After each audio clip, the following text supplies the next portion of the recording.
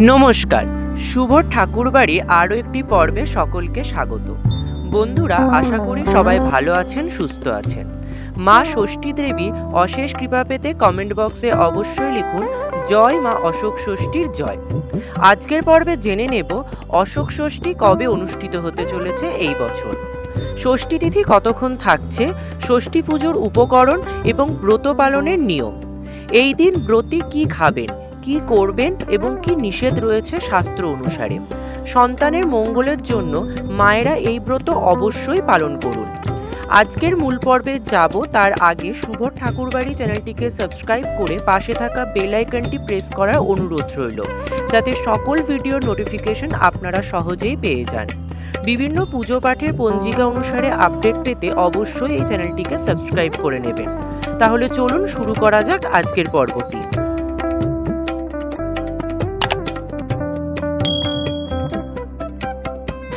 চৈত্র মাসে ষষ্ঠী তিথিতে অশোক ষষ্ঠী পালিত হয়।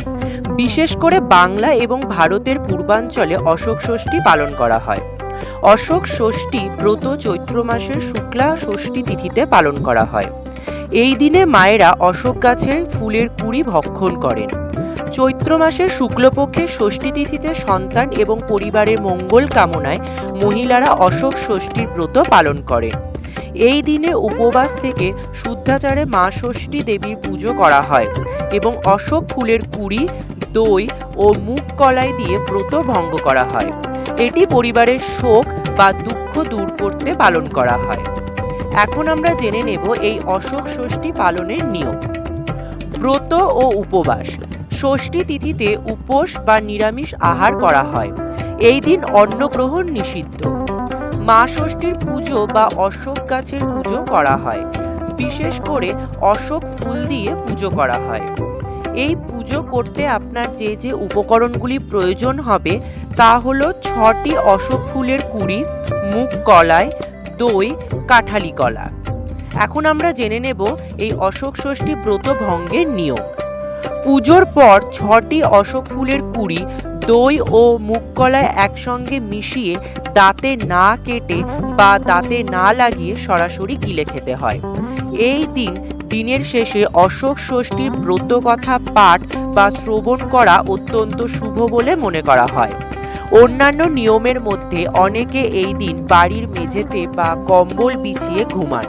কারোর সাথে রাগ বা তিরস্কার করে কথা বলা উচিত নয়। শাস্ত্র অনুসারে এই দিন অশোক ষষ্ঠী ব্রত করলে সংসারে শোক প্রবেশ করে না। এই দিন ব্রতীরা কি খাবেন?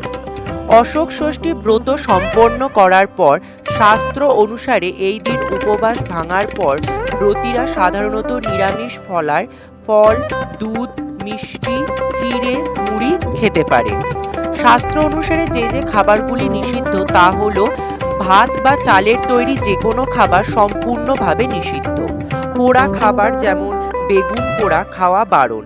আমিষ খাদ্যদ্রব্য যেমন মাছ, মাংস খাওয়া একেবারেই নিষিদ্ধ। সবশেষে আমরা জেনে নেব এই বছর অর্থাৎ 2026 সালে বাংলার 1432 বঙ্গাব্দে অশোক ষষ্ঠীর সম্পূর্ণ সময়সূচি পঞ্জিকা অনুসারে।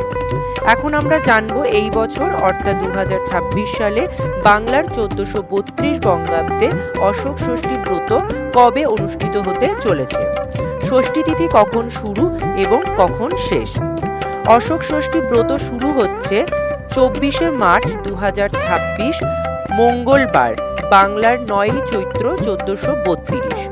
এই ষষ্ঠী তিথি শুরু হবে 23শে মার্চ 2026 বাংলার 8ই চৈত্র 1432 সোমবার রাত 9:37 পর থেকে।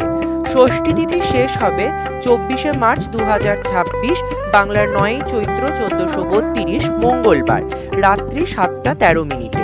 এই দিনেই পালিত হবে অশোক ষষ্ঠী, মন্বন্তরে স্কন্দ ষষ্ঠী। মায়েরা বিশেষ করে সন্তানের মঙ্গলের জন্য অবশ্যই এই ব্রত পালন করুন। জয় মা ষষ্ঠী দেবীর জয়।